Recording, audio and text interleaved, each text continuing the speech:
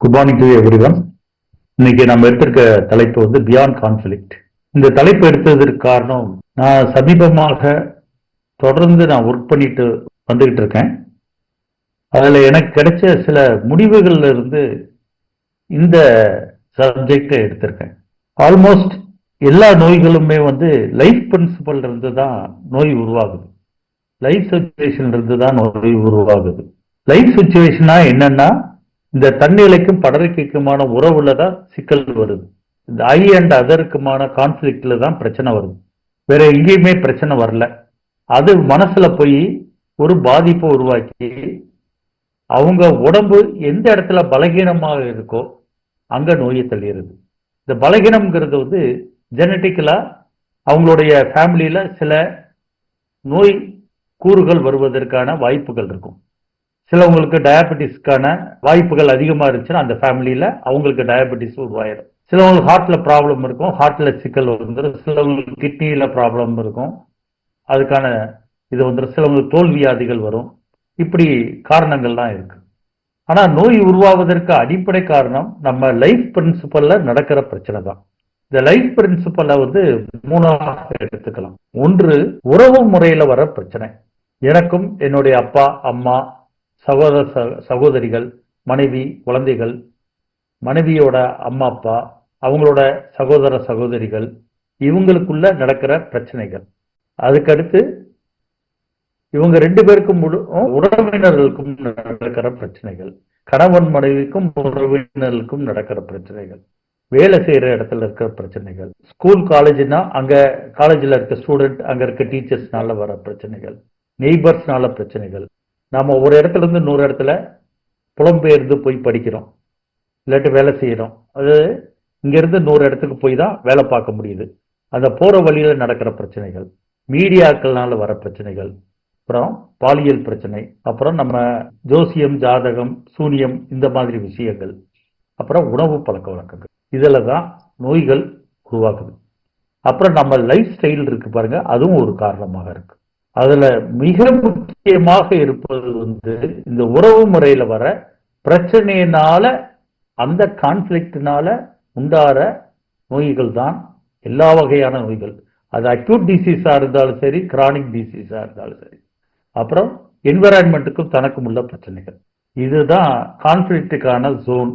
இந்த கான்ஃபிளிக்டை வந்து மையப்படுத்தி பல்வேறு தியரிகள் உருவாயிருக்கு. அதுல ஹோமியோபதியில வந்து குறிப்பாக ப்ரெடிக்டிவ் ஹோமியோபதியில வந்து கான்ஃபிளிக்ட்னால உடம்புல எந்தெந்த ஆர்கன்லாம் பாதிக்கப்படுது அப்படின்லாம் சொல்லியிருக்காங்க. ஒரு உதாரணத்துக்கு கணவன் மனைவியில பிரச்சனைன்னு வச்சுக்கோங்க, வலது கட்ட வரல சிக்கல் வரும், தோல வந்து சிக்கல் வரும் அப்படின்னு எழுதியிருப்பாங்க. இதெல்லாம் அவங்க ஒரு வகையான ஸ்டாட்டிஸ்டிக்ஸ் மூலமாக பல்வேறு விஷயங்களை அனலைஸ் பண்ணி தான் இந்த முடிவுக்கு வந்திருக்காங்க. அது மாதிரி அம்மா அப்பாவுக்கு, அதாவது பேஷண்ட்டுக்கும் மதருக்கும் ஏதாவது ரிலேஷன்ஷிப்ல பிரச்சனை, பர்டிகுலர் ஆர்கன் பாதிப்பு அப்படின்னு எழுதியிருப்பாங்க. இதை வந்து ஒரு டீட்டெயிலான ஹிஸ்டரி அவங்க சொல்லியிருக்காங்க. இது எதுவுமே நான் தவறுன்னு சொல்ல வரல. இது வந்து ஒரு வகையான ரெஃபரன்ஸ். நமக்கு ஒரு பேத்தாலஜியை அணுகுவதற்கு நமக்கு சில முக்கியமான பாயிண்டாக இருக்கு. என்ட்ரி பாயிண்ட்டுக்காக ஒரு வாய்ப்புகளை கொடுக்குது. ஆனா அதுவே இறுதி அல்ல. கான்ஃபிளிக்ட் வந்து பத்தியான படிப்பு வந்து நமக்கு அவசியம். ஜெர்மன் நியூ மெடிசின் வந்து அற்புதமாக சொல்லியிருக்காங்க. அதை படிச்சுக்கணும், தெரிஞ்சுக்கணும், அது ரெஃபரன்ஸாக எடுத்து வச்சுக்கணும். அதை ஹோமியோபதி பார்வையில பார்ப்பது தான் ரொம்ப முக்கியமானது. ஏன்னா ஹோமியோபதி வந்து இதை அழகா பார்த்துருக்கு, ஏற்கனவே பார்த்துருக்கு. அது எப்படி பார்த்துருக்குன்னா, ஒரு சட்டத்திட்ட வகையில பார்க்கல. அது இந்த பிரச்சனையா, பிரதருக்குள்ள பிரச்சனையா, அது இந்த ஆர்கனை பாதிக்கும், இந்த இடத்துல பாதிக்கும் அப்படின்னு ஜிஎனம் சொல்லியிருக்கோம். ஆனா ஹோமியோபதி அப்படி சொல்லாது. ஏன் ஹோமியோபதி அப்படி சொல்லல அப்படிங்கிறது தான் இந்த சப்ஜெக்ட், இப்ப நான் எடுத்திருக்க சப்ஜெக்ட். ஏன்னு சொன்னா, ஹோமியோபதி என்ன சொல்லுதுன்னா, இந்த கான்ஃபிளிக்ட், பிரதருக்குள்ள இருக்க சண்டைய இந்த பேஷண்ட் எப்படி உணர்றாருங்கிறது தான் ரொம்ப முக்கியம். இவருடைய பெர்செப்ஷன், இவருடைய ஃபீலிங், இவருடைய எக்ஸ்பீரியன்ஸ். இந்த பெர்செப்ஷன் கூட ரொம்ப முக்கியம் இல்ல, அந்த ஃபீல், அந்த கான்ஃபிளிக்டை இவர் எப்படி ஃபீல் பண்றாரு, உள்வாங்குறாரு, அதை எப்படி பிரதிபலிக்கிறாரு, அது எப்படி அனுபவமாக தனக்குள்ள மாத்திக்கிறாரு. இந்த இடம் தான் ரொம்ப முக்கியமானது. இது மோர் சப்ஜெக்டிவ். சூழல் வந்து கான்ஃபிளிக்ட். அந்த கான்ஃபிளிக்ட் இந்த பேஷண்ட் என்னவாக உணர்றாரு அப்படிங்கிறத பார்த்துட்டு அதை மட்டும் மனசுல எடுத்துக்கல. அவர் வாழ்க்கையில பல்வேறு சுச்சுவேஷன்ல என்னென்ன கான்ஃபிளிக்டுக்கெல்லாம் உள்ளானாரு, அந்த கான்ஃபிளிக்ட்ல இவர் என்னவாக பர்சனலாக ஒவ்வொரு சூழலையும் தன்னை ஃபீல் பண்ணிட்டே வராரு. அந்த ஃபீலிங்கினுடைய த்ரெட்டை எடுத்து அந்த நூலை எடுத்து நீங்க அழகாக பயன்படுத்த தெரியும். அதை புரிஞ்சுக்கிட்டு அதை ரூபரிக்கா கன்வெர்ட் பண்ணி இல்லாட்டி அதை தீமேட்டிக்கா அண்டர்ஸ்டாண்ட் பண்ணி அதை மருந்தாக எடுத்து நீங்க மருந்து கொடுத்தாதான் குணமாகும். அதுக்காக ஜிஎன்எம் சொல்லுவது தவறுன்னு நான் ஒரு பொழுதும் சொல்லல, இப்பொழுதும் அழுத்த திருத்தமாக சொல்றேன். அது ஒரு ரெஃபரன்ஸ் பாயிண்ட்ல நம்ம எடுத்துக்கலாம். ரெஃபரன்ஸுக்கு அது அவசியம், அது தேவை. அதிலே அது இறுதியானதுன்னு எடுத்துக்காதீங்க. அதை நம்ம வந்து கணக்கில் எடுத்துக்கலாம், அதை புரிஞ்சுக்கலாம். அது நமக்கு ஒரு ஈஸியான ஒரு வழிமுறையாகவும் கூட இருக்கலாம். ஆனா ஃபைனலாக நாம மருந்து அரைவு பண்றது ஹோமியோபதி பாயிண்ட் ஆஃப் வியூல இருந்து தான் நம்ம பார்த்து அரைவு. இதுதான் இன்னைக்கான சப்ஜெக்ட், வேற ஒண்ணுமே இல்லை. அதனால ஜிஎன்எம்ஐ படிப்பது தவறல்ல, அதை கட்டாயமாக படிக்கணும், எல்லாரும் படிக்கணும், நன்றாக படிக்கணும். இதுதான் என்னுடைய இது. இப்ப நாம எப்படி இந்த கான்ஃபிளிக்ட புரிஞ்சு ஹோமியோபதி பாயிண்ட் ஆஃப் வியூல மருந்து எடுக்கிறோங்கிறத பாருங்க. ஒரு கேஸ், இவர் வந்து ஒரு அலோபதி டாக்டர். இவங்களை எனக்கு அறிமுகப்படுத்தினது ஒரு ஹோமியோபதி டாக்டர். ஏன்னா அந்த அலோபதி டாக்டருடைய சிஸ்டர் தான் ஹோமியோபதி டாக்டர். அவங்க வந்து சொல்றாங்க, என்னோட பிரதருக்கு சில சிக்கல் இருக்கு அப்படின்னு சொன்னாங்க. அவர்கிட்ட என்னங்க உங்களுக்கு ப்ராப்ளம் சொன்னேன். எனக்கு கையில வந்து ப்ராப்ளம் இருக்குங்க, ஒரு வீக்கா இருக்கு, ஒரு வகையான பெயின் இருக்கு அப்படின்னு சொல்லி சொல்றாங்க. இதுக்காக நான் டெஸ்ட் எல்லாம் எடுத்து பார்த்து கடைசியில பிரெயின்ல எம்ஆர்ஐ எடுத்து பார்த்த போது ஒரு இன்ஃபிராக்ட் இருக்கு. இன்ஃபிராக்ட் தெரியுமா, ஃபோக்கல் டெத் ஆஃப் டிஷ்யூன்னு அர்த்தம். ஒரு இன்ஃபிராக்ட் இருக்கிறதுனால பிரெயின்ல இந்த மாதிரி இருக்கு அப்படின்னு சொல்லியிருக்காங்க.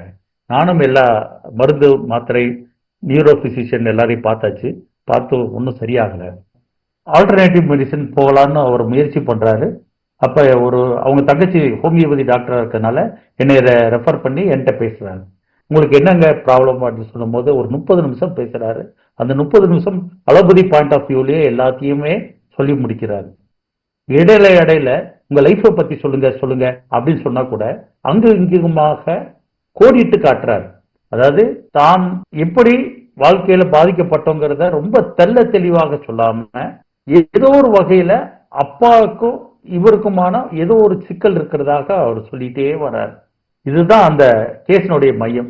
ஆனா இது உணரதான் முடியுதே தவிர அவர் வெளிப்படையாக இதுதான் அப்படின்னு சொல்ல வரல அவருக்கு. நான் நல்ல தெளிவாக பார்த்துட்டு ஒரு 30 நிமிஷம் கழிச்சு அவர் பேசி முடிச்சோன்னா அவர்கிட்ட கேட்டேன், என்ன சார் பிரச்சனை உங்களுக்கும் உங்க ஃபாதருக்கும் அப்படின்னு தெளிவாக அவர்கிட்ட கேட்ட போது அவர் சொல்றாரு, எங்க அப்பா நல்லா இருந்தாரு, பிசினஸ்ல உடைஞ்சு போயிட்டாரு, அது எனக்குள்ள ஒரு பெரிய வருத்தத்தை உண்டாக்குது அப்படின்னு சொல்றாரு.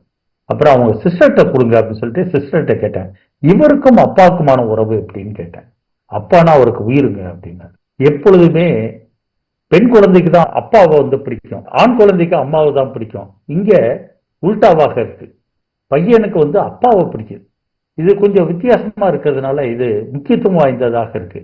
அது ஏதோ ஒரு வகையில அப்பாவை மையப்படுத்தி அவர் இருக்கிறாரு. என்னன்னு கேட்ட போது அவங்க சிஸ்டர் சொல்றாங்க, அப்பா இருந்திருந்தா அப்பா வந்து எல்லாத்தையும் என்னை பார்த்திருப்பாரு, ஹாஸ்பிட்டல்ல உருவாக்கி கொடுத்திருப்பாரு, என்னை நல்லா மென்மேலும் வளருவதற்கு என்னுடைய ப்ரொஃபஷன்ல வளருவதற்கு உதவி செஞ்சிருப்பாரு. இப்ப எதுவுமே இல்லாம ஆயிட்டேன், ஒரு சப்போர்ட் இல்லாம போயிடுச்சு அப்படின்னு சொல்றாரு. இந்த உணர்வு தரம் எந்த மருந்தை இண்டிகேட் பண்ணுறதுன்னா Calcarea corp. Calcarea corp 3X நான் அனுப்பி வச்சேன். எனக்கு எந்த ரிசல்ட்டும் அங்கிருந்து வரவே இல்லை. அவங்க சிஸ்டர் வந்து ஒரு 20-25 நாள் கழிச்சு போன் பண்றாங்க, எனக்கு ஒரு கம்ப்ளைண்ட் இருக்கு சொல்லுங்க போது உங்க குரல் கேட்ட மாதிரி இருக்குங்களே அப்படின்னு. என் பிரதருக்காக தான் நான் போன தடவை பேசினேன். இப்ப பிரதர் எப்படி இருக்காரு, பிரெயின்ல இன்ஃபிராக்ட் இருந்துச்சு, அது எப்படி இருக்கு அப்படின்னு கேட்டேன். சார் அவர் முழுமையா நல்லா இருக்கு, கையில இருக்க வலி வீக்னஸ் எல்லாமே சரியாயிடுச்சு, இப்ப ரொம்ப பிரிஸ்கா இருக்காரு, ரொம்ப சந்தோஷமா இருக்காரு அப்படின்னு சொல்லி சொன்னார். அப்ப இங்க கான்ஃபிளிக்ட் என்ன, பையனுக்கும் அப்பாவுக்குமான கான்ஃபிளிக்ட். கான்ஃபிளிக்ட்னா சண்டை இல்ல, அவரு பிசினஸ்ல உடைஞ்சு போயிட்டாரு, அவர் இருந்திருந்தா தனக்கு சப்போர்ட்டிவா இருந்திருக்கும். இதுதான் அந்த கான்ஃபிளிக்ட். இந்த கான்ஃபிளிக்ட் இந்த பேஷண்ட் எப்படி உணர்றாருங்கிறது தான் முக்கியம். இவர் வேற மாதிரி உணர்றாருன்னு வச்சுக்கோங்க, அப்பா இறந்தது சந்தோஷம் தான், இல்ல அப்பா வந்து பிசினஸ்ல விழுந்தது சந்தோஷம் தான், அவரு என்ன பிசினஸ்ல போனா போயிட்டு போறாரு சார், எனக்கு என்ன சார், என் வேலையை பார்த்துட்டு நான் போறேன் அப்படின்னு நினைச்சாலும் நினைச்சதுதான். அவர் எப்படி உணர்றாருங்கிறதுக்கு ஏத்தாப்புலதான் நீங்க மருந்து எடுக்க முடியும்.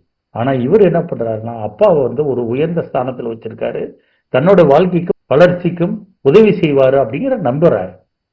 அந்த நம்பிக்கை, அந்த சப்போர்ட் வந்து இல்லைங்கிறது தான் இந்த மருந்தினுடைய இண்டிகேஷன். இப்படியாக புரிஞ்சிங்கன்னா மருந்து அரைவு பண்ண முடியும். அதுக்காக தான் இந்த கான்ஃபிளிக்ட் சப்ஜெக்ட் எடுத்திருக்கேன். கான்ஃபிளிக்ட் முக்கியம் இல்லை, பியாண்ட் கான்ஃபிளிக்ட் நாம் போனால் தான் நம்ம கண்டுபிடிக்க முடியும். First case. அடுத்த ரெண்டாவது கேஸ், இவங்களுக்கு வந்து ஹார்ட்ல வந்து பிளாக். ஒரு லேடி என்ன ப்ராப்ளம்னு கேட்டா, கை வலிக்குது, கழுத்து வலிக்குது, இங்க இந்த இடத்துல வலிக்குது, காலர் போர்டில் வலிக்குது அப்படின்னே சொல்லிட்டு இருந்தாங்க. எனக்கு நல்லா தெரிஞ்சது ஹார்ட் ப்ராப்ளம் இருக்குன்னு நல்லா தெரியுது. அப்புறம் போய் டெஸ்ட்ல எடுத்து ஆஞ்சியோகிராம்ல எடுத்து பார்த்தா பிளாக் இருக்கு. இவங்களை எப்படி சரி பண்றது? அப்ப வாழ்க்கையை கேட்டுதான் ஆகணும். வாழ்க்கையில என்ன பிரச்சனைனா, எனக்கு ஒரு பிரதர் இருக்கா சார், அவனுக்கும் எனக்கும் நல்ல உறவு, அவன் இல்லைன்னா நான் இல்லை, நான் இல்லைன்னா அவன் இல்லை, அந்த மாதிரி இருந்தோம். அவன் கல்யாணம் பண்ணவன பிரச்சனை ஆரம்பிச்சிருச்சு. இப்ப வந்து அவனுக்கும் எனக்கும் வந்து சிக்கல்கள் வர ஆரம்பிச்சிருச்சு. இந்த சிக்கலுக்கு மைய காரணமே என்னுடைய பிரதரனுடைய ஒய்ஃப் தான். எனக்கு வந்து அந்த பிரதர் ஒய்ஃபை வந்து ஏதாவது செஞ்சிடணும்னு தோணுது. ஏன்னா அற்புதமான ஒரு சகோதரனை, என்னுடைய பிணைப்பில் இருக்கிற சகோதரனை பிரிச்சுட்டா அப்படிங்கிற ஒரு வருத்தம் எனக்கு இருக்கு. அது என்னை ரொம்ப பாதிப்புக்குள்ளாயிருச்சு. அவன் இப்ப என் கூட பேசுறது இல்லை, என்னை கண்டுக்கிறது இல்லை, எதுவுமே பண்றது இல்லை. அந்த நெக்லெக்டட் ஃபீலிங் எனக்கு இருக்கு அப்படின்னு சொல்றாங்க. இப்ப இந்த நெக்லெக்டட் ஃபீலிங்கை எப்படி உணர்றீங்க அப்படின்னு கேட்டா, எனக்கு ஒரே ஒண்ணுதான் இருக்கு. இதுக்கு காரணமான என்னுடைய தம்பியோட சம்சாரத்தை நான் பழி எடுக்கணும், ஒய்ஃபை வந்து பழி எடுக்கணும். இதுதான் எனக்கு. அதுக்கான வாய்ப்பை நான் பார்த்துக்கிட்டே இருந்தேன். திடீர்னு பார்த்தா அவளுக்கு உடம்பு சரியில்லாம ஒரு ஆப்ரேஷன் போக வேண்டிய சூழல் வந்தது.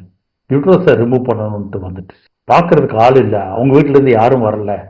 இப்ப நான் தான் என்னை தான் வந்து என் தம்பியை வந்து பார்க்க சொன்னான். அப்ப கூட எனக்கு அந்த ஹாஸ்பிட்டல்ல இவளை எப்படியாவது பழி எடுத்துடணும், இந்த ட்ரிப் எல்லாம் போட்டுப்பாங்களா, அதை பிடிக்கி விட்டுறணும்லாம் தோணுச்சு, எதா செஞ்சிடணும்லாம் தோணுச்சு. இதை பாதிச்சா இவளை ஏதாவது செஞ்சிட்டோம்னா தம்பிக்கு தான் பாதிப்பு வரும், தம்பி வந்து ஒய்ஃப் இல்லாம போயிடுவான் அப்படிங்கிறதுக்காக நான் வந்து எந்த தவறுகளும் செய்யாம இருந்துட்டேன். இதுதான் என்னோட வாழ்க்கையில் நடந்த விஷயம், இதுதான் எனக்கு மன வருத்தமும் கூட அப்படின்னு சொல்லி சொன்னார். அப்ப ஒரு பக்கம் பழி எடுக்கணும், இன்னொரு பக்கம் வேண்டான்னு நினைக்கிறது. இந்த டூ வில் தான் ரொம்ப முக்கியமானது. Neglected feel. ஆச்சரியம் என்னன்னா, அந்த அம்மாவுடைய இந்த பாகத்தை பார்த்தீங்கன்னா பாம்பு மாதிரியே இருக்கு. இந்த முடி வந்து கரெக்டா பாம்பு மாதிரி இப்படி வி ஷேப்ல இருக்கு இந்த இடத்துல. அப்ப அவங்ககிட்ட கேட்டேன், உங்களுக்கு எந்த மிருகங்கள் கொஞ்சம் விருப்பங்க அப்படின்னு கேட்டேன். பாம்பு தான் சார், டிவியில வந்தா கூட எனக்கு பாம்பு பிடிக்காதுன்னா. ரொம்ப சரியா போச்சு அப்படின்னு சொல்லிட்டு, பாம்பு மேல அவர்ஷன் இருக்கிறதுனால, டிசைர் மட்டும் இருக்கணும்னு அவசியம் இல்லை, அவர்ஷன் இருந்தாலும் அது பாம்போட விஷயம்தான் அப்படிங்கிறத புரிஞ்சுக்கிட்டு நான் வந்து அவங்களுக்கு நாஜா பிரிஸ்கிரைப் பண்ணேன். நாஜா 6ல நம்பவே மாட்டீங்க. அடுத்து வந்து அவங்கள பெயின், எல்லா கஷ்ட நஷ்டங்கள் எல்லாம் போய் அப்புறம் ரீசெக்கப்புக்கு போயிருக்காங்க. போயிருந்த போது ட்ரெட்மில் எல்லாத்தையும் ஓட சொல்லி எல்லாமே பார்த்து, அப்புறம் திருப்பி 100 தடவை டெஸ்ட் எடுத்து பார்த்த போது, அதாவது பிளாக் எல்லாம் இருக்கு, ஆனா அது வந்து பைபாஸ் இருந்துச்சு, சர்ஜரி வேண்டியது இல்லைன்னு சொல்லிட்டாங்க. இப்போ வந்து பிளட் ஃப்ளோ வந்து நார்மலா ஆயிருச்சு, அதனால சர்ஜரி வேண்டாம்னு சொல்லியிருக்காங்க. இது ரெண்டாவது கேஸ். இப்போ மூணாவது கேஸ் ஒன்று சொல்றேன். இந்த கேஸ் ஒரு வித்தியாசமான கேஸ். இவருக்கு வந்து ஸ்கின் ப்ராப்ளம். இவருக்கு ஒரு தம்பி, அம்மா இருக்காங்க. அம்மா வந்து கொஞ்சம் இல்லீகல் அஃபேர் இருந்திருக்கு. அதை வந்து தம்பி பார்த்துட்டான். ஆனா தம்பி வந்து அம்மா கூட அட்டாச்சா இருக்கான். இவங்களுக்கு அம்மா மேல ஒரு வெறுப்பு இருக்கு, அது இந்த பேஷண்ட்டுக்கு. அப்புறம் தம்பி வந்து லவ் மேரேஜ் பண்ணோன்னே ஜாதி விட்டு ஜாதி கல்யாணம் பண்ணியிருக்கான் அப்படின்னு சொல்லிட்டு சண்டை போட்டிருக்காங்க. கடைசியில வீட்டு விட்டு இவன் வெளியே வர வேண்டிய சூழல் வந்துருச்சு.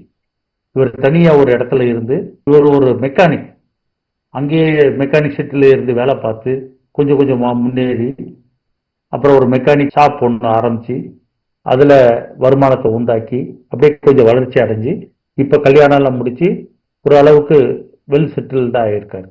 அப்ப வீட்டு விட்டு வெளியே வந்து அந்த இடத்துல இருந்த போது, நீங்க உங்க வீட்டாளர்களை என்ன நினைச்சீங்க அப்படின்னு கேட்ட போது, எனக்கு வேற ஒன்றும் இல்லை சார், எல்லாரும் இருந்து நான் தனியா இருக்கேனே சார் அப்படின்னு சொல்றாரு. இந்த தனியா இருக்கிறது என்ன ஃபீல் பண்றீங்கன்னா, அனாதை போல கிடந்தேன் சார், அனாதை போல கிடந்தேன். அப்பதான் எனக்கு காலில் இந்த ஸ்கின் ப்ராப்ளம்லாம் வந்துச்சு.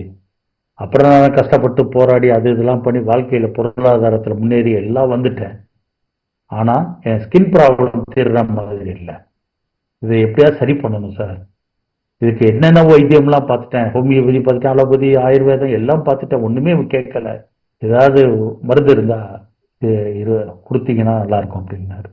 இப்ப அம்மா மேல வெறுப்பு இருக்கானா? அம்மா மேல வெறுப்பு பட்டு என்ன சார் பிரயோஜனம்? ஒரு பிரயோஜனம் இல்லை. ஆனா என் வாழ்க்கை ஒரு மாதிரி ஆயிடுச்சு அப்படின்னாரு. உங்களுக்கு ஸ்கின் ப்ராப்ளம் வந்த போது நீங்க என்ன உங்க மனசுல நினைச்சீங்க? அனாதையா தான் சார் நினைச்சேன் அப்படின்னாரு. இதுதான் இந்த கேஸினுடைய கான்ஃபிளிக்ட். இப்படி எப்படி ஃபீல் பண்ணாருன்னா அனாதையாக. அதை வச்சு நான் தெர்மல் கண்டிஷன் கேட்டேன், உங்களுக்கு வெயில் காலம் குளிர்காலம் எது ஒத்து வரணும்? சார் குளிர் தான் எனக்கு பிடிக்கும்னு சொன்னாரு. மெக்னீசியம் மோர் கொடு. மெக்னீசியம் கார்பனா சில்லி பேஷண்ட், அவங்களுக்கு குளிர் ஒத்துக்காது. இவருக்கு குளிர் பிடிக்கும். அதனால மெக்னீசியம் மோர் கொடுத்தேன். மெக்னீசியம் மோர் 6ல கொடுத்தேன். ஃபர்ஸ்ட் ஒரு 3 நாள்ல பாத்தீங்கன்னா அப்படியே தண்ணியா வர ஆரம்பிச்சது. கால் நடக்க முடியல, வீக்கமாயிருச்சு. அப்புறம் எல்லா தண்ணிகளும் வத்தி 10 நாள் கழிச்சு பாத்தீங்கன்னா அப்படியே ஸ்கின் எல்லாம் சரியாகி கம்ப்ளீட்டா இச்சிங் போய் ஸ்கின் நார்மல் ஆயிடுச்சு. இதோட அவருக்கு இன்னும் 2-3 கம்ப்ளைண்ட் இருந்துச்சு. செக்ஷுவல் டிஸ்ஃபங்க்ஷன் இருந்துச்சு, பல்வேறு பிரச்சனை இருந்துச்சு, அதுவும் சரியாயிடுச்சு. அவங்களோட ஒய்ஃபுக்கு இன்னொரு கேஸ், அவங்களுக்கு இதே மாதிரி ஒரு ப்ராப்ளம். அவங்களுக்கு இஷ்யூ என்னன்னா ஸ்பைனல் கார்டில் ப்ராப்ளம். அது டெலிவரி சிசேரியன் பண்ணியிருக்காங்க. அந்த ஸ்டிச் பண்ண இடத்துல ஒரு வகையான குத்துற பெயின் இருந்திருக்கு. ஸ்பைன்ல அந்த அனஸ்தீசியா போட்டதுல இருந்து ஸ்பைன்ல பெயின். இதுதான் அவங்களோட கம்ப்ளைண்ட். அதனால உட்கார முடியல, வேலை செய்ய முடியல, நிக்க முடியல, நடக்க முடியல, ஏகப்பட்ட கம்ப்ளைண்ட் இருந்திருக்கு. அவங்களுக்கும் சில ப்ராப்ளம், அதாவது வாண்ட் ஆஃப் செக்ஷுவல் டிசையர். உங்களுக்கு என்ன ப்ராப்ளம்னு கேட்டேன். எங்க அம்மா நான் தான் எல்லா வீட்டு வேலையெல்லாம் செய்வேன், என்னோட தங்கச்சி எந்த வேலையும் செய்ய மாட்டான். இருந்த போதிலும் என் தங்கச்சிக்கு தான் முக்கியத்துவம் தருவாங்க, எனக்கு தர மாட்டாங்க. நான் தங்கச்சிக்காக எவ்வளவோ விட்டு கொடுத்துருக்கேன், எங்க அம்மாவுக்காக வீட்டுக்காக நான் எவ்வளவோ கஷ்டப்பட்டிருக்கேன். ஆனா என்னை யாரும் விரும்ப மாட்டாங்க, என் தங்கச்சிக்கு தான் முக்கியத்துவம் தருவாங்க. இந்த அடிப்படையில் வச்சு கல்கேரியா செல்ஃப் கொடுத்தேன். கல்கேரியா செல்ஃப் கொடுத்தோன்னே அந்த ஸ்டிச்சிங் பெயின் இருக்கு பாருங்க, ஸ்டிச் பண்ணாங்களே அந்த இடத்துல ஒரு குத்துற வலின்னு சொன்னோம் இல்லையா, அது போயிடுச்சு. அது மாதிரி ஸ்பைனல் கார்டில் இருக்க பெயின் போயிடுச்சு, செக்ஷுவல் டிசைரும் கூடிருச்சு. இது அவன் அந்த ஸ்கின் பேஷண்டோட ஒய்ஃப். அவன் கொடுத்தது கல்கேரியா செல் 6. கான்ஃபிளிக்ட் என்னன்னா தனக்கு முக்கியத்துவம் தராம தன்னோட தங்கச்சிக்கு தன்னுடைய பேரண்ட்ஸ் கொடுத்தது தான் காரணம். அது குறிப்பாக அவங்க அம்மா இப்படி நடத்தியிருக்காங்கன்னு சொல்றது தான். அப்ப பேஷண்ட் எப்படி உணர்றாங்க, கான்ஃபிளிக்ட் எப்படி உணர்றாங்கிறது ரொம்ப அவசியமான ஒரு விஷயமாக நம்ம பார்க்கணும். அடுத்து இன்னொரு கேஸ். இந்த கேஸ் பார்த்தீங்கன்னா ஸ்கின் ப்ராப்ளம். இவர் ரியல் எஸ்டேட் பார்த்துட்டு இருக்காரு. இதுல வருமானம் ஏதோ ஈட்டிட்டு நல்லா இருக்காரு. ஸ்கின் ப்ராப்ளம், ரொம்ப கஷ்டப்படுறாரு.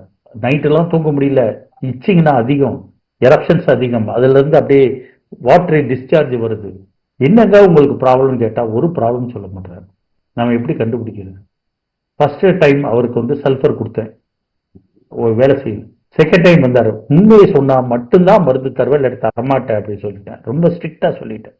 சார் இவ்வளவு நாளா வேலை பார்த்து இத்தனை வயசு ஆயிடுச்சு, இன்னும் சொந்தமா ஒரு இடம் இல்லை, ஒரு வீடு இல்லை. சொந்தமா ஒரு இடம் இல்லை, ஒரு வீடு இல்லை. இதுதான் சார் பிரச்சனை. இந்த பிரச்சனையை தான் சார் கேட்டிருக்கேன். அப்ப தான் வசிப்பதற்கு, தான் இருப்பதற்கு ஒரு வீடும் இது இருந்தாதான் அவருக்கு சந்தோஷமா இருக்கும். அது இல்லாதான் ப்ராப்ளம். இதுக்கு நமக்கு ஒரே மருந்து, அழகான மருந்து, உங்களுக்கே தெரியும், அடிக்கடி சொல்லியிருக்கேன், Calcarea card. Calcarea card 3 years கொடுத்தேன். கொடுத்தோன்னு பார்த்தீங்கன்னா இச்சிங் குறைஞ்சிருச்சு. நெக்ஸ்ட் டேயே கிட்டத்தட்ட 50% குறைஞ்சிருச்சு. அப்புறம் 1 வீக்ல பார்த்தீங்கன்னா கம்ப்ளீட்டா ஸ்கின்ல இருக்க இச்சிங் எல்லாம் கம்ப்ளீட்டா போய் அந்த வாட்டர் டிஸ்சார்ஜஸ் எல்லாம் குறைஞ்சி இப்போ ஸ்கின் நார்மல் ஆயிடுச்சு. இது வித்தின் 25 டேஸ்ல நடந்துருச்சு. பார்த்தீங்களா கேஸை பாருங்க, எவ்வளவு இதா இருக்குன்னு பாருங்க. அப்ப நம்ம கான்ஃபிளிக்ட்டுக்கு பியாண்ட் பார்க்கணும். அவருடைய உணர்வு தளத்தை நம்ம புரிஞ்சுக்கிட்டா ரொம்ப நல்லது. அதுக்கடுத்து இன்னொரு கேஸ். இவங்களுக்கு ஏற்கனவே அவங்க மகளுக்காக என்ற ட்ரீட்மெண்ட் எடுத்தாங்க, ஆட்டிசம். டேரண்டலா கொடுத்து முழுமையா குணமாயி இப்ப நார்மல் ஸ்கூலுக்கு போயிட்டு இருக்காங்க. அந்த பொண்ணோட அம்மா இப்ப கன்சீவ் ஆனதுனால என்கிட்ட வந்திருக்காங்க. ஏமா கன்சீவ் ஆனா டாக்டரை பார்க்க வேண்டியது, என்ன ஏன் பார்க்குறீங்க அப்படின்னு கேட்டேன். இல்லைங்க, நைட்டெல்லாம் தூக்கம் வர மாட்டேது, எப்போ பார்த்தாலும் பழைய நினைவுகள் வந்துக்கிட்டே இருக்கு. அதுவும் எங்கள் அப்பாவுடைய நினைவுகள் வருது, அதே மாதிரி என்னோட மாமியார் நினைவு வருது. இந்த 2 பேரும் என்ன செஞ்சாங்க? எங்க அப்பா நான் கல்யாணம் வரைக்கும் என்னை டாமினேட் பண்ணாரு. இப்ப எங்க மாமியார் டாமினேட் பண்ணிட்டு இருக்காங்க. எங்க அப்பா சொல்றத நான் கேட்டேன் கல்யாணத்துக்கு முன்னாடி. இப்ப கல்யாணத்துக்கு பிறகு எங்க மாமியார் சொல்றதுதான் நான் கேட்டுட்டு இருக்கேன். வேற யார் சொல்றது கேட்கல. Ailments from domination. வேற என்ன உங்களுக்கு பிரச்சனை வரும் அடிக்கடி? அந்தந்த பொருள் அந்தந்த இடத்துல இருக்கணும், இல்லைன்னா எனக்கு அவ்வளவுதான். Rest can not when things are not in proper place. Right. எப்போ உங்களுக்கு சிக்கல்கள் வருதுன்னு, நான் தனியா இருந்த சிக்கல் அதிகமாயிருது சார்.